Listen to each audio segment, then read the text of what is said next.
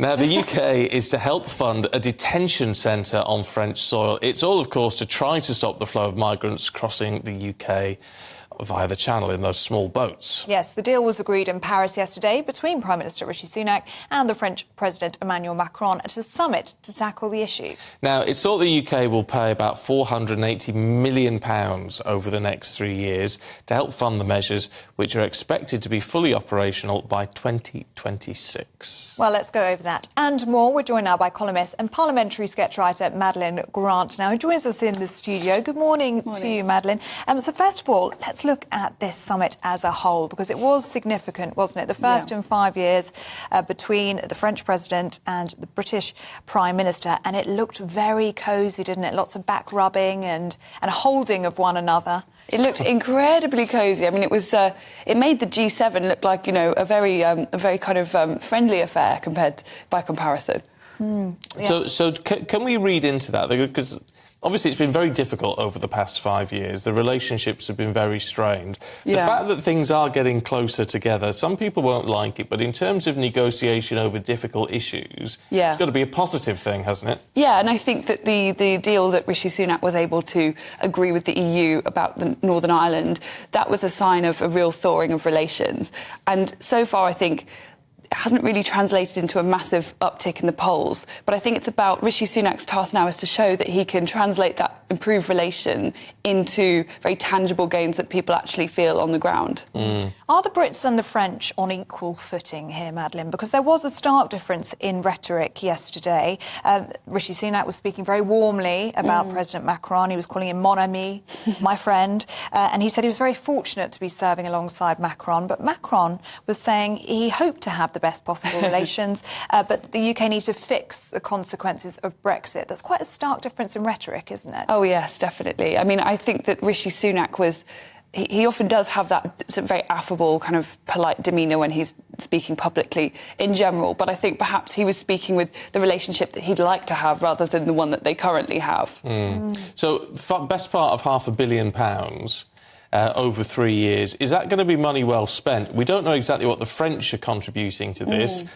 The rhetoric being floated out there is 5 times as much. Now, whether that's true or not, who knows? But from our perspective, is it going to make enough of a difference to be worth the dosh?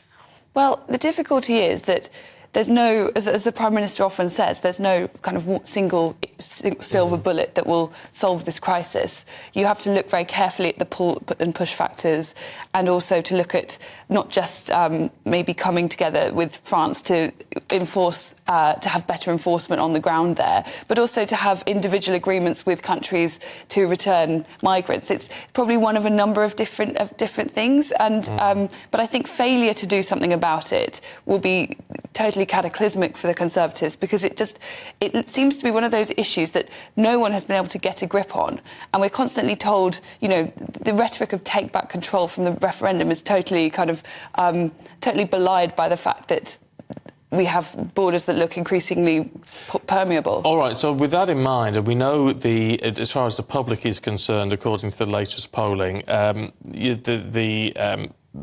bill that was unveiled this week is popular, right? The voters tend to like the idea of what Rishi Sunak wants to achieve by deporting people as soon as if they arrive illegally, get them out and stay out.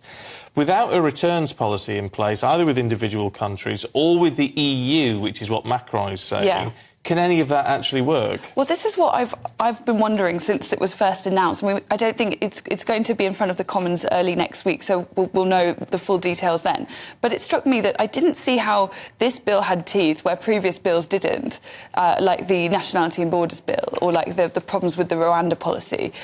It's yet to be explained, I think, fully how they would hope to have a different outcome than seeing it bound up endlessly in legal challenges, which has been the case for previous. But equally, the language has been so bullish that I do wonder if they have some kind of special solution, some tweak that does make it different, because otherwise they've really raised expectations. And if it doesn't work out again, it's a big risk for something, this kind of flagship policy like this, to be seen to be failing right before the next general election. Do you think Rishi Sunak should have pushed for for a returns policy yesterday in Paris, because many people will see that we're pushing out this legislation. We're giving more money to France, 500 million we're talking about now, but 232 million so far since 2014. Vast sums of money. Yeah. And so far, we still have this crisis in the Channel. Well, exactly. I mean, I imagine...